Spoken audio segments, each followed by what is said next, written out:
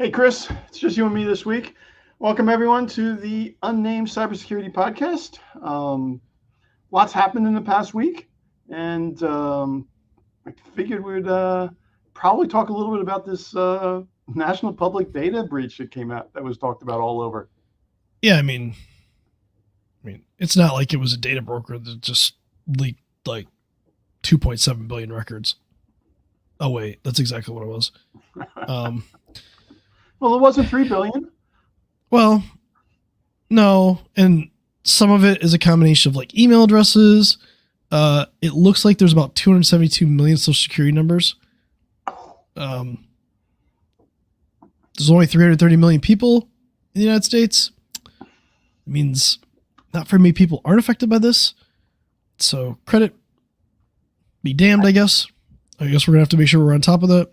I read one thing that it actually had previous addresses included with it, which is something that shows up a lot on some of these security questions that show up. Have you ever been affiliated with any of these addresses? I think I have that data. Hold on. How long was it? It was a stupid amount. It was like 30 years or something. It was crazy. So I guess if the average age is 70 years, if they have 30 years of addresses, yay. Wow. Some people, I bet there's a lot of people don't even know where they live that whole history there. That's true. But I probably had 5 addresses since college. So yeah, it's possible. I love when you do the credit checks and they're just like, hey, when did you live at this address? I'm like, I don't know. The address looks familiar, but like I lived in apartments for a while, so I like swapped apartments all the time. It's like, dude, do you think I really like, I guess I should write that stuff down? Well, I actually did one building in college. I actually moved from apartments in the same building at one point. So all I changed was apartment numbers. Oh, we did that in the business, and we moved like just numbers in the same building. Oh, that's a nightmare. Oh, such a nightmare. I mean, at least in the same building they give us our package and stuff like that, but like it was an absolute nightmare. Yeah, 3 decades worth of data. That's crazy. Yeah. Well, not to mention, if you were part of National Public Data's opt-out service, you weren't included. So maybe that's where the 60 million comes into effect. Okay. Well, yeah, this threat actor to USDOD, had actually tried to sell this for like $3.5 million, and then some dude just decided to leak it for free on breach forums. So, oops. We'll see. Have I Been Pwned added the email addresses, but like that's not going to cover social security numbers. No. So I think at this point we just assume that your social security numbers popped again. You know, on top of all the hospitals that have been hit and all this other stuff, like I'm pretty sure we need to change social security numbers to literally anything else at this point. Like maybe we just need a barcode. I don't know. Like chip implants. I don't know. Just assume compromise. Assume your credit is compromised. Just keep watching it. If you want to put credit freeze on, go put a credit freeze on. If you don't, just make sure to stay on top of it because this is a pretty bad like situation. Like so. And going from a bad situation, I'm going to throw a curveball for you. Okay. I shared in our little group action last week about the carbon black supplier Orion. Do you remember that? Yep. Okay, so Luxembourg basic company, they produce carbon black, which is like it's a material to make like tires, ink, batteries, plastics, and raw things, material. Right? It's not right. A security company. Right. Yeah. Oh, yeah. That's another VMware joke. Anyway, better not touch that one. They filed an SEC incident, and it's very interesting. Somehow, a non-executive employee, remember that non-executive employee, right, was a target of a criminal scheme that resulted in multiple fraudulent induced outbound wire transfers to accounts controlled by an unknown third party. You want to take a guess on how much money that was total? Oh, if it was a non-executive, it must probably be under 10K. Yeah, $60 million. I want to know how a non-executive employee can transfer $60 million before they realize that, oops, I screwed up. I'm going to go with financial controls in this company, not the strongest. Non-existent? And maybe non-existent. So, what? $60 million? This is one of the worst ones I've ever seen from a standpoint of like a non-executive person. Like, how did they transfer $60 million without like It's wild. Well, that goes back to what I'm seeing with a bunch of things going on right now. Because we're talking to some prospects, and they're like, they hear cybersecurity, and the CEO or the executive director is referring it. Oh, let me get my IT guy involved. And it's like, no, this is more than just your IT guy, and they're just not putting that they need controls in place to really run their business. Well, you want the best part about this Orion thing? The CFOs who signed off on the 8K with the SEC. May not be the CFO very long. Just saying. No. Not that I want anybody to lose their job, but like to not have. This is gross mismanagement. Like this is crazy. I wonder if that employee was just the CFO just said, here, use my account to log in and make the transfers. I don't want to deal with it. Dude, I don't know, but like $60 million, like could you at least transfer some to me or something? I'm just playing. Yeah, it's just like I don't understand it. Like I just don't understand how a company that big could like make that mistake. Really, So if you want to transfer to Chris, it's Venmo at Chris. I'll post my Cash App if you want. My Venmo, like I'll do it if you want to send me some money. Boy, that could get me in trouble. So we have almost 3 billion records leaked. We have somebody getting hit with a business, got fraudulently social engineered out of $60 million, non-existent or a non-executive person, which is wild. And then did it say if that was email based? I don't know if it was email based. Oh, look. They just said they didn't really go into too much detail on the AK. They just said they got swindled. I'm guessing it's probably started as email. I'm guessing. This got to be a pretty elaborate scheme, though. Yeah, they said it was BEC. So, yeah, they must have got tricked from a BEC situation. Yeah, so, yeah. BEC, everybody out there, number one attack we see over and over again. Business email compromise. Yep. Business email compromise.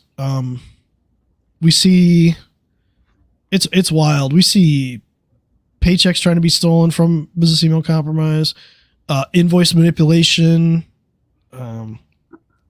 trying to blow up some deals. We had one with a customer where I think I talked about this, but there's like 4 or 5 companies involved, and one of the companies got breached, and then they convinced sent something from their SharePoint to convince our users to basically put their credentials in and give their credentials up. I mean, granted, we stopped that in like 15 minutes, but from the time they did it, but nothing bad happened. But it's wild out there what people will do, especially if they know you have money.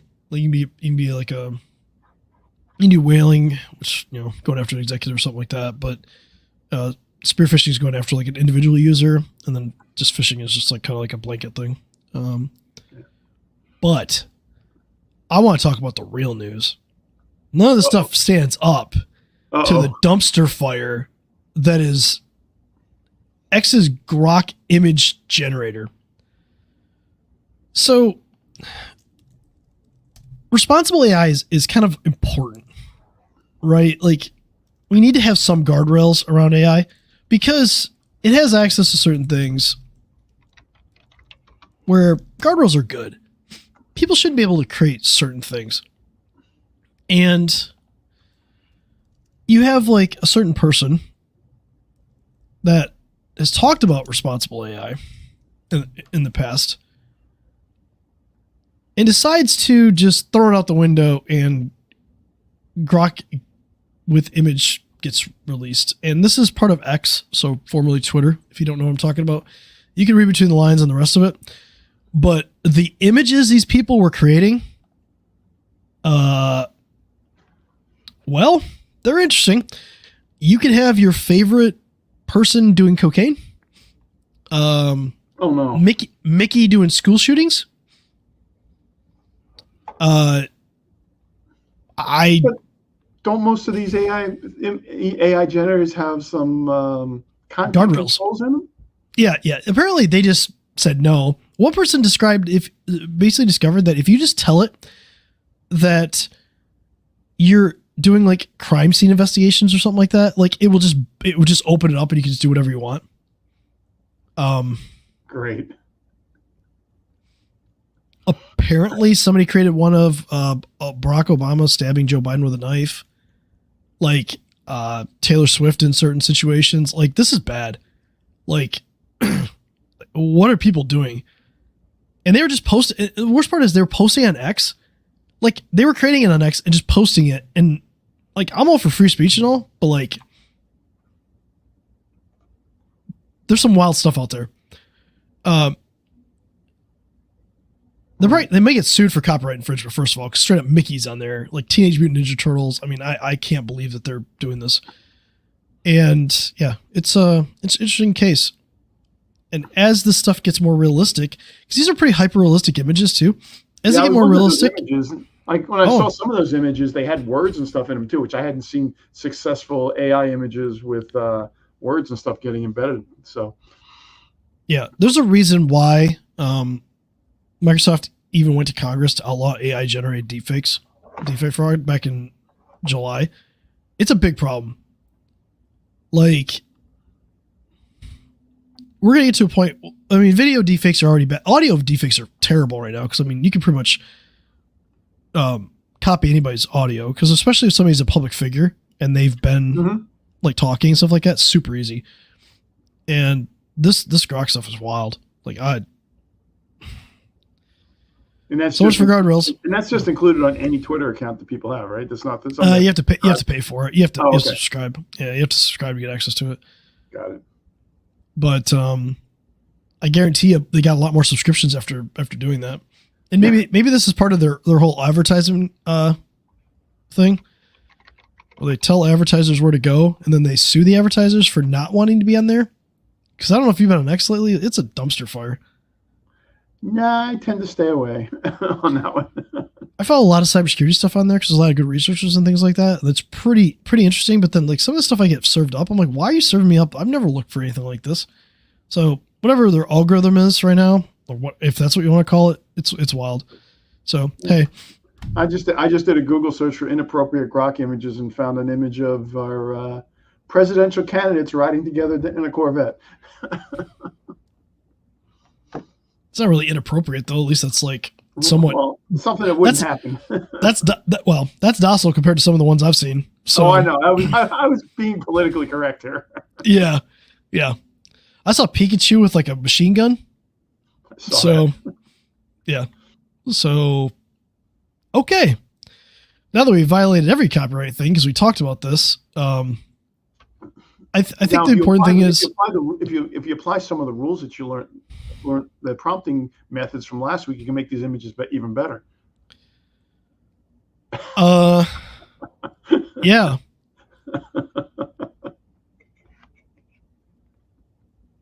Oh, anyway, Mr. Musk touts the uncensored AI images on X's chatbot, calling Grok the most fun AI in the world. Most fun AI. There we go. Yeah, well, it's fun, all right. It's created quite the. Okay, so when they start using that to put people's faces on inappropriate scenes for kids, then we have a real issue going on because they're already chasing a lot of problems around that space. Upload images and manipulate them. Great. Yeah, I mean, there's a lot of image generators out there. I don't know if you played with Midjourney before. No. Yeah, there's Stable Diffusion. Yeah. Dolly 3 is OpenAI's. Although Dolly 3 can't do text for the life of it. Yeah, I know. That's what I was talking about earlier. Yeah, like it literally cannot put text for the life of it. It sounds like the Grok is using Flux is really the back end. That's the actual generation. They're using Flux as the backend basically for it. So they didn't create something new. They're just using an existing one. But yeah, it's kind of wild. I haven't looked at this. Do you know if they're embedding anything into those generated images to know that they were AI generated? Like, because you can hide stuff inside a JPEG file. I think OpenAI is like they're putting metadata for it. I'm not sure I'm assuming not for Grok. I mean, if I wasn't even thinking the metadata. I was thinking because I've seen some research years ago where you could make minor manipulation inside the JPEG itself. Oh yeah, to hide it, because then it transfers with the file versus the metadata. Yeah, that's true. I've seen that too, but I haven't. Honestly, I've no clue for Grok. It should be something that's on all of it, including videos, as we get going, because like we definitely want to be able to disseminate between like what's real and what's fake. What's funny is I heard somebody talking about this, and we go back to audio, right? One strategy you should use is to have a safe word. So if somebody calls you up and they act like they're being somebody different, like you have a safe word, or you have a piece of information that nobody else would know, other than that person, and then ask them. And if they can't answer it, then you know it's fake. Yep. But what do we do for images? What do we do for videos? I mean, if something looks real enough and it gets served up, what what do we do? Because the majority of people are just going to believe it at face value. But they already do. They believe anything that's on the internet has got to be real because it's here. Yep. And now it's getting even worse. In fact, 2 hours from now we could have another podcast popped up that's the two of us when we didn't even do a thing. How do we do that and monetize it? That's a question, right? Let's go generate our AI avatars and we'll just randomly talk about stuff. It'd be great. We can just type it in. Don't have to actually show up and actually do anything. I like this idea. That's a good idea. Actually, yeah, we can. We could have OpenAI running stuff. OpenAI doing some zaps and grabbing it and putting it right into a generator. Yeah. Anyway. Oh, I got an update real quick. Brian Krebs published this on that national public data we talked about with the records. Apparently, they owned a subcompany called RecordsCheck.net, and a customer of RecordsCheck.net, later revealed to be a law enforcement officer, was a victim of an information stealer malware. So it stole their credentials to record checks for the law enforcement officer, and it allowed the threat actors access to the entire back end with infinite credits. And they started subsequently dumping as much data as possible. I wonder if that's how they actually got all of it, because that's what it sounds like. Well, RecordsCheck.net does have an API too.